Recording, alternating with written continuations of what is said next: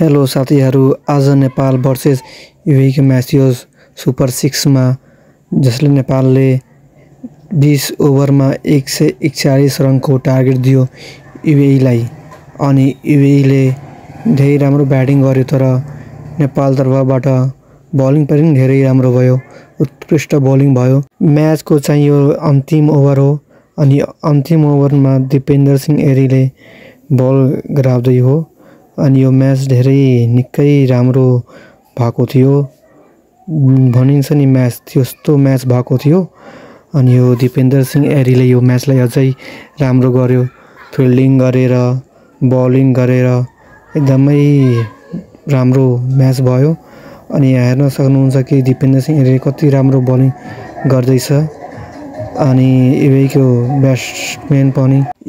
ब्याट्सम्यानहरू पनि एकदमै निकै भनौँ न कि धेरै राम्रो खेल्यो, एकदमै पावर प्लेमा पनि राम्रो स्कोर गर्यो। नेपालले पनि पावर प्लेमा विकेट प्राप्त गर्यो। अनि यो दिपेन्द्र सिंह एरीले लास्ट ओभरमा एकदमै मेहनत गरेर एकदमै नेपाललाई राम्रो जित दिलाउन सहयोग गर्नुभयो। अनि यो लास्ट ओभरको दृश्य एकदमै अत्यन्त जरुरी छ हेर्न अडियन्सहरूलाई, किनकि यही नै नेपालले आफ्नो म्याच जित्छ लास्ट ओभरमा। अनि दिपेन्द्र सिंह एरीले एकदमै राम्रो बलिङ गरेर लास्टको 4 बलमा 4 विकेट लिन सफल हुन्छन्। 3 विकेट लिन सफल हुन्छन् लास्टको 3 बलमा। अनि नेपालले यो म्याच जित्छ।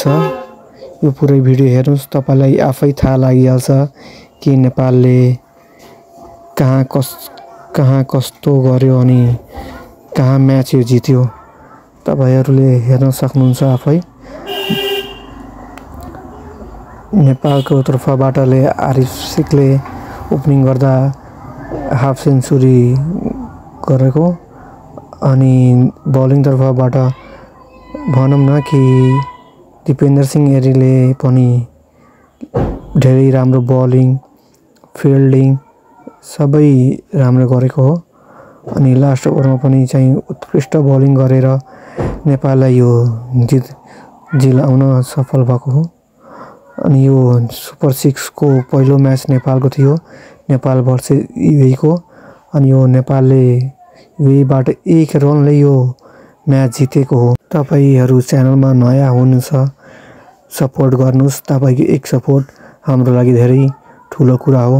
हामी क्रिएटर हो, हामी क्रिएटरलाई एक सपोर्ट नै चाहियो, बढी चाहिएन।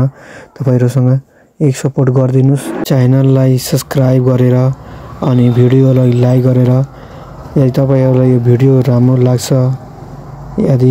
लाग्छ भने आफ्नो साथीहरु या आफ्नो ग्रुपहरुमा शेयर गर्नु होला सक्दो। एकदमै इन्ट्रेस्टिङ म्याच भएको छ। दिपेन्द्र सिंह एरीले म्याचको अन्तिम ओभर गराउँदै पहिलो बलमा 1 रन दिन्छ, अनि दोस्रो बलमा चाहिँ डट हुन्छ। तेस्रो बलमा एउटा ब्याट्सम्यानले ठुलो छक्का प्रहार गर्छ, एकदमै स्ट्रेट गर्छ छक्का प्रहार। अनि चौथो बलमा ब्याट्सम्यान छक्का मार्न प्रयास गर्दाखेरि त्यसको विकेट नै गइहाल्छ, ब्याट्सम्यान क्याच आउट भइहाल्छ। अनि पाँचौं बल चाहिँ रन आउट हुन्छ ब्याट्सम्यान, अनि छठौं बल चाहिँ ब्याट्सम्यान रन आउट हुन्छ। दिपेन्द्र सिंह एरीले 1 ओभरमा 10 रन डिफेन्ड गरेर नेपाललाई यो म्याच जित हासिल गराएको हो।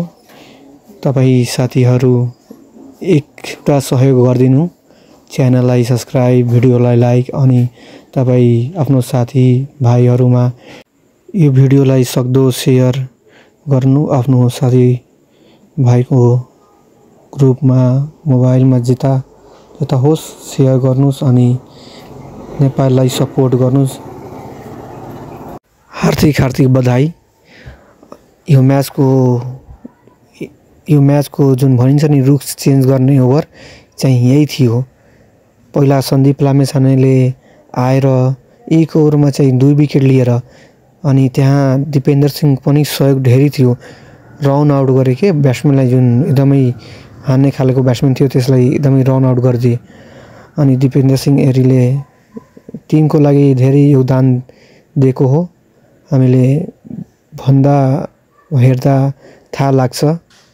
तपाईँ पनि हेर्न सक्नुहुन्छ अनि तपाईँको एउटा सानो सहयोग मेरो लागि त्यो चाहिँ धेरै ठुलो कुरा हो। तपाईँले एउटा सहयोग गरिदिनुहुन्छ भने आउने दिनमा आगामी दिनमा म पनि एउटा ठुलो युट्युबर बन्ने सोच राख्छु। तपाईँको सपोर्ट भयो भने हामी पनि बन्ने हो कि युट्युबर। यो म्याच हेरेर च्यानललाई सब्सक्राइब, भिडियोलाई लाइक अनि सेयर गर्दा धेरै राम्रो हुन्छ। एकदम नेपाली प्लेयर एकदम कन्फिडेन्ट छन्, दर्शकहरू पनि एकदमै उत्साहित छन्। म्याच हेरेर हेर्न सक्नुहुन्छ कति चियर गर्दै रमाउँदै। हामी सबै मिलेर नेपाल टिमलाई सपोर्ट गर्नुपर्छ।